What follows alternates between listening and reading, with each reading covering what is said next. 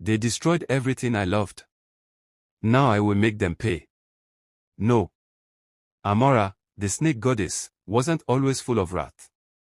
She once lived quietly in the heart of Zuri Grove, far from the hamlets and dust of roads. The trees there grew tall and secretive, their leaves whispering like old friends, and the forest floor was soft with fallen fruit. Amora was mighty. She could change shape, but most days she remained a big gleaming python, slipping through the brush to hunt. She had little ones, her children, tiny snakes that rolled and tumbled in the sunlight. They were her delight, her whole world. My darlings, she would murmur, coiling gently around them to keep them warm. One day you'll be strong like me. Amora hunted every day for them, antelope, bush hare, whatever the forest offered. She slid without sound, guided by senses sharp as a spear. But one blazing afternoon the family needed to cross a narrow scrubway to reach a richer part of the grove.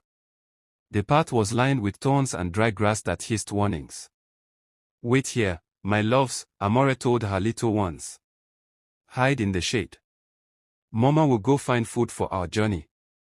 I'll be back soon." The young snakes curled together and trusted her completely. While Amora hunted deeper in the grove, a desperate man named Kato came down that same path. Kato was a hungry hunter from the nearby settlement of Kejoni. He wasn't evil, just poor and driven by need.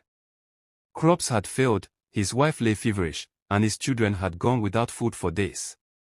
He carried a worn machete and an empty sack, praying the bush would provide.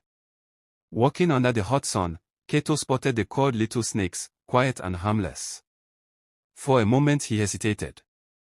In the old stories, snakes were sometimes sacred, guardians of the ancestors. But hunger pushed those memories aside. This could feed my children, he thought. In a quick flurry he struck them one by one. Blood stained the dry earth, red as palm oil. He put the small bodies in his sack, tied it, and hurried home with a heavy heart and faster steps. Unbeknownst to him, he had taken something holy. When Amora returned with a fat deer, she found the place empty. Only dark spots marked the ground. Her eyes widened. She dropped the deer and drank the air, tasting fear and loss. "No, my babies," she wailed, the sound roared through the trees like thunder. Her heart broke. Amora, the peaceful mother of the grove, burned now with grief. She wanted justice.